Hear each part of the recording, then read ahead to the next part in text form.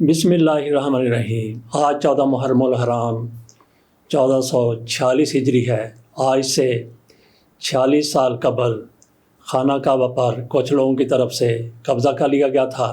قبضہ کرنے والوں کا سرغنہ جہیمان تھا۔ اس بدبخت کو اگر ہنومان کہا جائے تو زیادہ بہتر ہے۔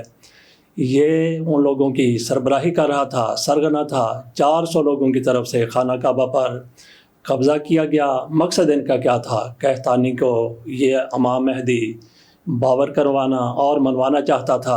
ان کے ساتھ پھر کیا ہوا؟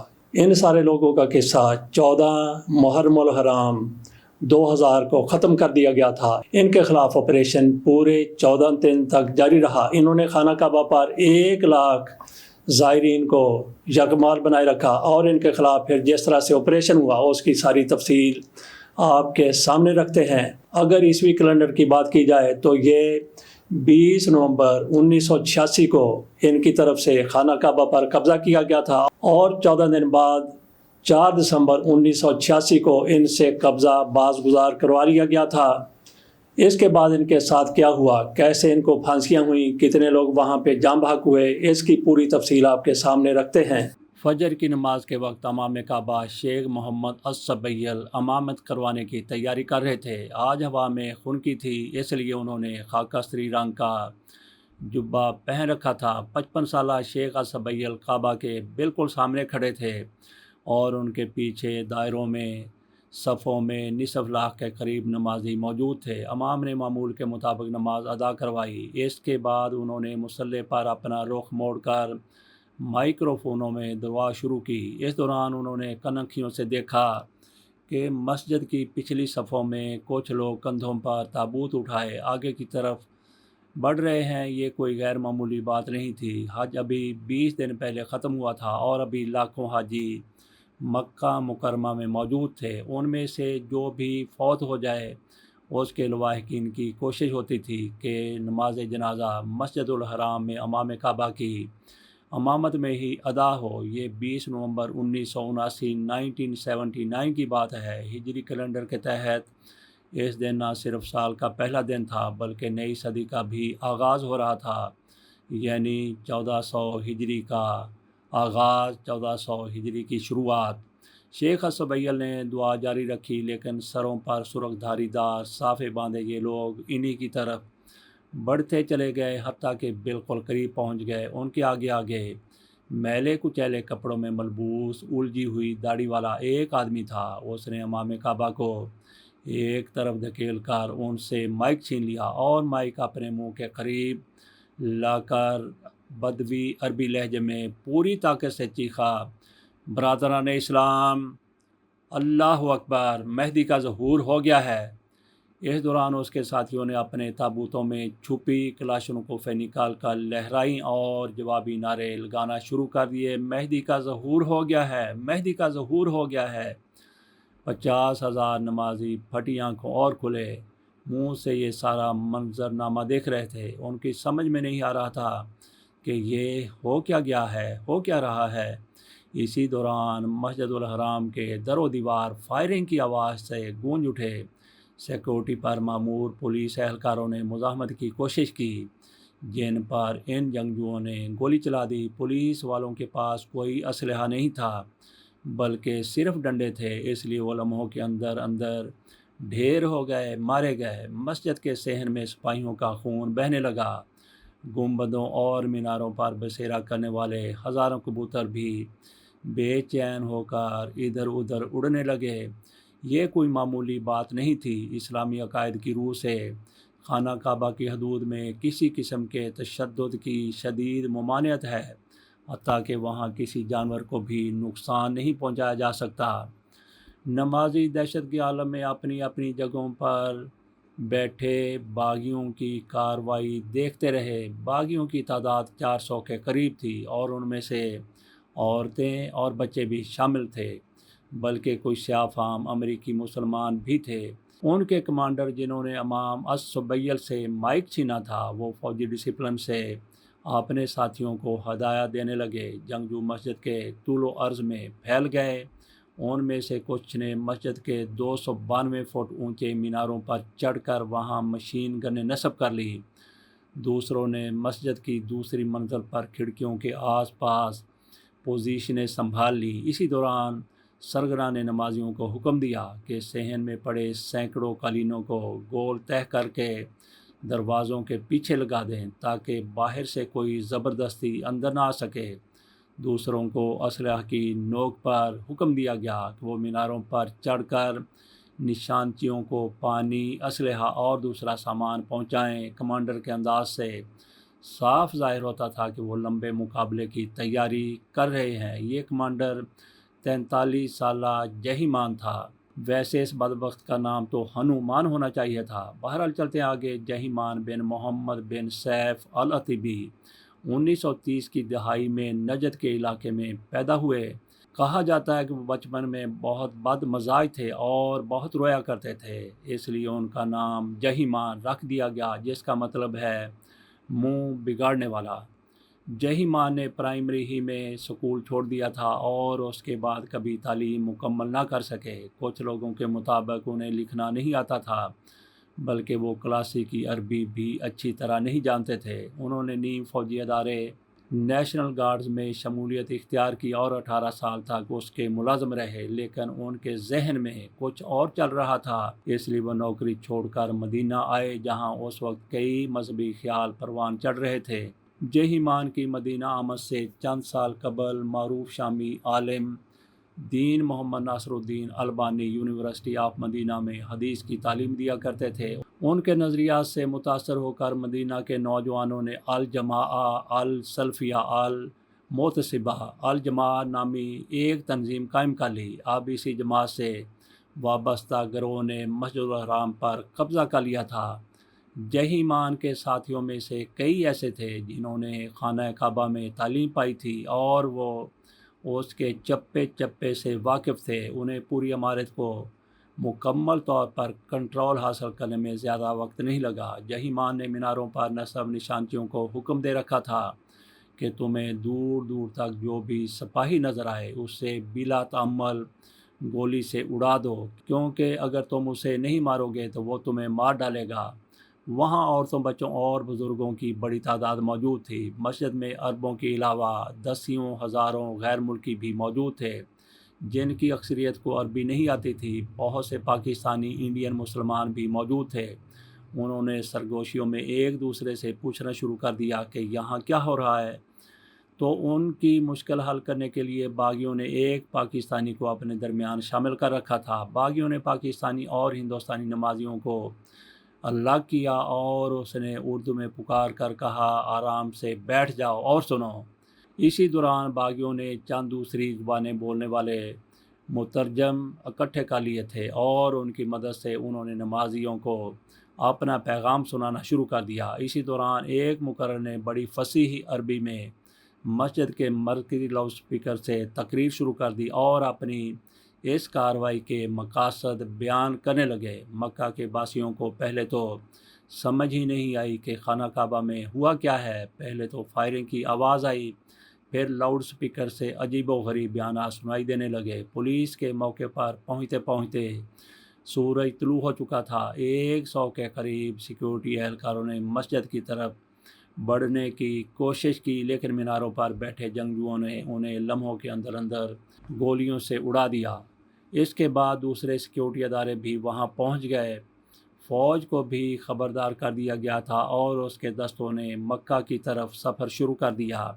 الجماعہ کے نظریات سخت گیر تھے اور یہ اسلام کو اس کی ابتدائی اور بقول ان کے اصل شکل میں بحال کرنا چاہتے تھے۔ ان کے ساتھ شامل ہونے والوں کی بڑی تعداد بدوی نوجوانوں پر مشتمل تھی، جن میں سے بہت سوں کو شکایت تھی کہ انہیں روزگار کے مواقع میسر نہیں آ رہے۔ ان کا خیال تھا کہ اندھیرے کمرے میں جہاں سورج نظر نہ آئے روزہ کھولا جا سکتا ہے۔ یہ ہر طرح کی تصاویر کے خلاف تھے، یہاں تک کہ شناختی کارڈ اور پاسپورٹ بنوانے کو گناہ سمجھتے تھے۔ رفتہ رفتہ حالات یہاں تک پہنچے کہ انہوں نے ملبوسات کی دکانوں میں جا کر مجسمے توڑنا شروع کر دیے۔ انہوں نے مسجد نبوی کے قریب بیت الاخوان نامی ایک ہاسٹل قائم کیا۔ اس کی مسجد میں محراب نہیں تھی، کیونکہ یہ محراب بنانے کو بھی بدعت گردانتے تھے۔ چونکہ ان کا خیال تھا کہ جوتے پہن کر نماز ادا کی جا سکتی ہے، اس لیے یہ شہر کی مسجدوں میں جوتوں سمیت گھس جاتے۔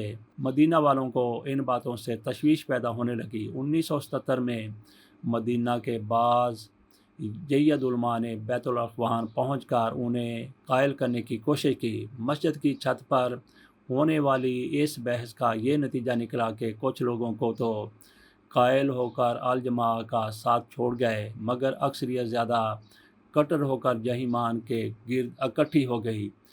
پولیس نے الجماع کے خلاف کریک ڈاؤن کر کے جہیمان کو ان کے 100 ساتھیوں سمیت گرفتار کر لیا۔ البتہ گرینڈ مفتی شیخ ابن باز نے ان سے پوچھ گچھ کرنے کے بعد فیصلہ کیا کہ یہ لوگ بے ضرر ہیں، انہیں چھوڑ دیا گیا۔ جیل میں قیام کے دوران جہیمان کی ملاقات محمد القحطانی سے ہوئی۔ اس ملاقات نے سب کچھ بدل کر رکھ دیا۔ اس وقت تک ریاض میں ہنگامی صورتحال کا آغاز ہو چکا تھا۔ شاہ خالد نے فوری طور پر مشیروں کو طلب کر لیا اور اس غیر معمولی صورتحال سے نمٹنے کے طریقوں پر غور شروع ہو گیا۔ اسی اجلاس میں ہونے والے ایک فیصلے کے تحت سعودی عرب کی سرحدیں بند کر دی گئیں اور تمام ملک عملاً باقی دنیا سے کٹ کر رہ گیا۔ کعبہ کے ارد گرد کا علاقہ خالی کروا لیا گیا۔ شہر کی بجلی اور ٹیلی فون لائنیں کاٹ دی گئیں۔ پولیس اور فوج نے مورچے سنبھال لیے۔ ادھر قحطانی کے بڑے بھائی کی جانب سے مرکزی لاؤڈ سپیکر سے تقریروں کا سلسلہ جاری تھا۔ مہدی کا ظہور ہو چکا ہے اور آخرت کی گھڑی آن پہنچی ہے۔ کچھ نمازیوں نے مسجد کے ذیلی دروازوں اور کھڑکیوں سے نکلنے کی کوشش کی، باغیوں نے انہیں نہیں روکا۔ ویسے بھی یرغمال بنانے کے لیے ان کے پاس ہزاروں لوگ موجود تھے۔ امام الصبیل نے اپنا خاکستری جبہ اتار کر پھینک دیا اور لوگوں کے مجمع میں گھل مل گئے تاکہ انہیں پہچانا نہ جا سکے۔ اسی دوران انڈونیشیائی حاجیوں کا ایک گروہ کھڑکی سے نکلنے کی کوشش کر رہا تھا۔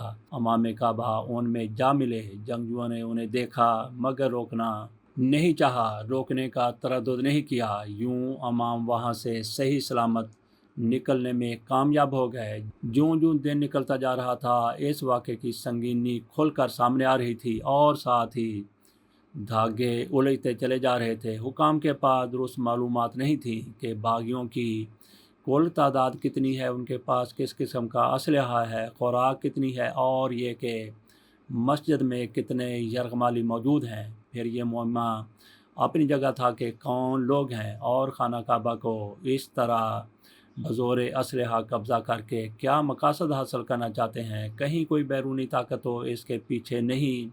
سب سے بڑا مسئلہ یہ تھا کہ ان لوگوں سے خانہ کعبہ کو آزاد کیسے کروایا جائے۔ ایک تو اندر ہزاروں یرغمالی موجود ہیں، دوسرا یہ کہ عمارت بھی کوئی عام عمارت نہیں، خانہ کعبہ ہے۔ ایک ایسے مقدس مقام پر مسلح کارروائی کیسے کی جائے جہاں خون بہانا تو درکنار، پودا تک اکھاڑنے کی اجازت نہیں تھی، اور یہ ممانعت ایام جاہلیہ سے چلی آ رہی تھی۔ جنگجوؤں کے خلاف کسی قسم کی کارروائی سے قبل علماء سے اجازت لینا ضروری تھا۔ حکمرانوں کو خدشہ تھا کہ اگر وہاں قتل و غارت ہوئی تو کہیں انہیں عوام اور مذہبی طبقے کے غیظ و غضب کا سامنا نہ کرنا پڑے۔ سپاہیوں کے ذہنوں میں غبار تھا، اگر وہ کعبہ پر قبضہ کرنے والوں سے لڑتے ہوئے مارے گئے تو اس کے بدلے انہیں جنت ملے گی یا کعبے کا تقدس پامال کرنے کے عوض جہنم۔ آخر شاہ خالد بن عبدالعزیز بن باز سے ملے۔ شیخ کی عمر اس وقت 70 برس تھی اور وہ بینائی سے محروم ہو چکے تھے۔ شیخ مشکل میں تھے۔ ایک طرف تو وہ خود بعض کٹر نظریات کے حامل تھے، وہ سائنس کے خلاف تھے اور ان کا خیال تھا کہ زمین سورج کے گرد نہیں بلکہ سورج زمین کے گرد گردش کرتا ہے۔ ابھی چند ماہ قبل امریکی خلابات چاند پر اترے تھے۔ شیخ اس کو بھی جھوٹ سمجھتے تھے۔ دوسری الجھن یہ تھی کہ جہیمان شیخ ابن باز کے شاگرد رہ چکے تھے اور 1 سال پہلے شیخ نے ہی ان کے بے ضرر ہونے کی ضمانت دے کر انہیں جیل سے چھڑوایا تھا۔ ادھر امام کعبہ شیخ الصبیل بھی باغیوں کے چنگل سے نکل کر آ گئے تھے اور علماء کی کمیٹی میں شامل ہو گئے تھے۔ انہوں نے دوسرے علماء کے ساتھ فتویٰ دے دیا۔ خانہ کعبہ کو چھڑوانے کے لیے فوجی کارروائی جائز قرار پائی۔ جہیمان کو 1978 میں احساس ہوا تھا کہ اسلام میں مہدویت کے بارے میں جو بشارتیں موجود ہیں القحطانی ان میں سے کئی پر پورا اترتے ہیں۔ قحطانی کا اصل نام محمد تھا، والد کا نام عبداللہ اور ان کا تعلق حجاز کے شمال میں واقع علاقے نجد سے تھا اور وہ پیغمبر اسلام کے خاندان سے تھے، یعنی سید تھے۔ مختلف روایتوں میں مہدی کی اس قسم کی علامتیں بتائی گئی ہیں۔ 1978 کے اواخر میں جہیمان نے دعویٰ کیا کہ انہیں خواب میں بشارت ہوئی ہے کہ مہدی کا ظہور ہو چکا ہے اور وہ مہدی کوئی اور نہیں بلکہ محمد قحطانی ہے۔ انہوں نے قحطانی کی بہن سے شادی بھی کر لی۔ جہیمان نے شہر چھوڑ کر صحرا کا رخ اختیار کیا اور وہاں سے کیسٹس ریکارڈ کرا کے اور پمفلٹ لکھ کر لوگوں کو بتانا شروع کر دیا کہ مہدی دنیا میں تشریف لا چکے ہیں۔ ان پمفلٹوں میں سعودی حکومت پر الزام لگایا گیا کہ وہ مذہب کو دنیاوی مقاصد کے حصول کے لیے استعمال کر رہی ہے اور اس نے جہاد کا خاتمہ کر دیا ہے اور وہ مغربی دنیا کی خاصہ لیس بن کر رہ گئی ہے۔ پمفلٹوں میں اپنے پیروکاروں کو حکم دیا گیا کہ وہ سرکاری اداروں سے دور رہیں، اگر ملازم ہیں تو استعفیٰ دے دیں، طالب علم ہیں تو سکول کالج چھوڑ دیں اور ان کے جھنڈے تلے آ کر جمع ہو جائیں۔ فوجیوں نے گرین سگنل ملنے کے بعد مختلف حکمت عملیوں پر کام شروع کر دیا، 3 طرف سے حملہ کیا، لیکن جنگجوؤں کی عمدہ پوزیشن اور ڈسپلن کی وجہ سے سرکاری فوج کو بھاری جانی نقصان اٹھا کر پسپا ہونے پر مجبور ہونا پڑا۔ اس کے بعد ہیلی کاپٹر سے فوجیوں کو مسجد کے اندر اتارنے کی کوشش کی گئی، لیکن جنگجوؤں نے انہیں چھت پر اترنے سے پہلے ہی فضا میں مار ڈالا۔ اسی دوران کسی کو بن لادن گروپ کا خیال آیا۔ یہ تعمیراتی گروپ چونکہ مسجد کی توسیع کا کام کر رہا تھا، اس لیے ان کے پاس تفصیلی نقشے موجود تھے۔ اسامہ بن لادن کے بڑے بھائی سالم بن لادن مسجد کے بارے میں معلومات فراہم کرنے میں اہم کردار ادا کیا۔ اب معاملے کی سنگینی کھل کر سامنے آئی۔ مسجد الحرام کے اندر طویل راہداریوں، دالانوں، صحنوں، تہہ خانوں اور سرنگوں کا جال بچھا ہوا تھا، اس لیے براہ راست کارروائی سے ہزاروں لوگوں کے نقصان کا اندیشہ تھا اور کامیابی پھر بھی مشکل دکھائی دیتی تھی۔ ادھر جہیمان اور ان کے ساتھیوں کی جانب سے مسجد کے لاؤڈ سپیکروں سے تقریروں کا سلسلہ جاری تھا۔ اب انہوں نے اپنے مطالبات پیش کرنا شروع کر دیے تھے، جن کا لب لباب یہ تھا کہ مغربی ممالک سے رابطے توڑ دیے جائیں، حکومت کا تختہ الٹ دیا جائے، امریکہ کو تیل کی فراہمی بند کر دی جائے اور تمام غیر ملکیوں کو سعودی عرب سے نکال دیا جائے۔ چوتھے روز سیکورٹی فورس کے اہلکار مسجد کی کچھ دیواروں میں سوراخ کر کے اندر گھس گئے اور بعض حصوں پر کنٹرول حاصل کر لیا، لیکن یرغمالیوں کی بڑی تعداد اب بھی جنگجوؤں کے قبضے میں تھی۔ باغی عورتیں اپنے مردہ ساتھیوں کے چہرے مسح کر دیتی تھی تاکہ ان کی شناخت نہ ہو سکے۔ اسی دوران مبینہ امام مہدی قحطانی بھی مارے گئے اور ان کی لاش اس حالت میں سیکورٹی حکام کے قبضے میں آ گئی کہ چہرہ سلامت رہ گیا تھا۔ اس سے بعد جنگجو سکتے میں آ گئے، اگر امام مہدی مارے گئے تو دنیا پر غلبہ کون پائے گا اور بقیہ بشارتیں کیسے پوری ہوں گی؟ البتہ جہیمان نے سر توڑ کوشش کی کہ قحطانی کی موت کی خبر کو کسی نہ کسی طرح دبا دیا جائے، مگر ناکام رہے۔ ادھر فوجی دماغ سر جوڑے بیٹھے تھے کہ باغیوں سے خانہ کعبہ کو، خانہ خدا کو کس طرح آزاد کروایا جائے۔ کسی نے منصوبہ پیش کیا کہ سرنگوں میں پانی چھوڑ دیا جائے اور پھر اس پانی میں بجلی چھوڑ دی جائے۔ دلچسپ بات یہ ہے کہ پاکستان میں بہت سے لوگ سمجھتے ہیں کہ اس منصوبے پر عمل ہوا تھا اور اسی طرح باغیوں پر قابو پایا گیا تھا، لیکن حقیقت یہ ہے کہ یہ پلان رد ہو گیا تھا، کیونکہ ایک تو مکہ میں اتنا پانی ہی نہیں تھا کہ دنیا کی سب سے بڑی مسجد کو بھر سکے، جس کے وسیع و عریض رقبے کے علاوہ وہاں سرنگوں کی بھی بہتات تھی۔ دوسرے، اس میں حملہ آوروں کے علاوہ یرغمالیوں کی بھی بڑے پیمانے پر ہلاکتوں کا اندیشہ تھا۔ سعودی سیکورٹی چیف ترکی الفیصل نے اس موقع پر کہا تھا کہ کعبہ کو بھرنے کے لیے بحیرہ احمر بھی ناکافی ہوگا۔ جب سعودی حکام عاجز آ گئے تو انہوں نے فیصلہ کیا کہ بیرونی مدد حاصل کی جائے۔ اس وقت امریکی CIA کے کمانڈو سعودی سپاہیوں کو تربیت دے رہے تھے، لیکن صورتحال کی نزاکت کے پیش نظر فیصلہ کیا گیا کہ اس موقع پر امریکہ کے ملوث ہونے کے سیاسی اثرات پڑیں گے، اس لیے نگاہ انتخاب نسبتاً نیوٹرل ملک فرانس پر پڑی۔ اس وقت فرانسیسی سیکرٹ سروس کے سربراہ کاؤنٹ کلاؤد الیکساندر دے مارشنے تھے۔ فرانسیسی حکومت کے ذریعے ان سے رابطہ کیا گیا تو انہوں نے تجویز پیش کی کہ کعبہ کے اندر گیس چھوڑ دی جائے، جس سے باغی اور یغمالی دونوں بے ہوش ہو جائیں گے اور یوں حملہ آوروں پر آسانی سے قابو پایا جا سکے گا۔ اس مقصد کے لیے فرانسیسی خفیہ ادارے GIGN کے 3 کمانڈوز کو ہنگامی بنیادوں پر سعودی عرب روانہ کیا گیا، لیکن یہاں ایک مسئلہ یہ درپیش تھا کہ سعودی قانون کی روح سے حجاز کی حدود میں کوئی غیر مسلم داخل نہیں ہو سکتا۔ چنانچہ پہلے ان تینوں کو عارضی طور پر کلمہ پڑھایا گیا اور پھر مکہ پہنچا دیا گیا۔ انہوں نے اپنا کام شروع کر دیا۔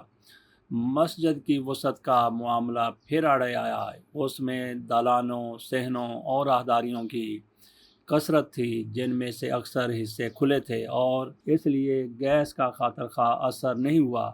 لیکن اسی دوران سعودی حکام نے دوسرا آپریشن شروع کر رکھا تھا۔ یوں ہی گیس داخل کی گئی، اس کے ساتھ ہی ماسک پہنے ہوئے سپاہیوں نے مسجد کی دیوار میں سوراخ کر لیے اور وہاں سے اندر گرنیڈ پھینکنا شروع کر دیے، جس سے بہت سے یرغمالی بھی ہلاک ہو گئے۔ اس وقت محاصرے کو 14 دن گزر چکے تھے۔ باغیوں کا اسلحہ، خوراک اور ہمت ختم ہو چکے تھے۔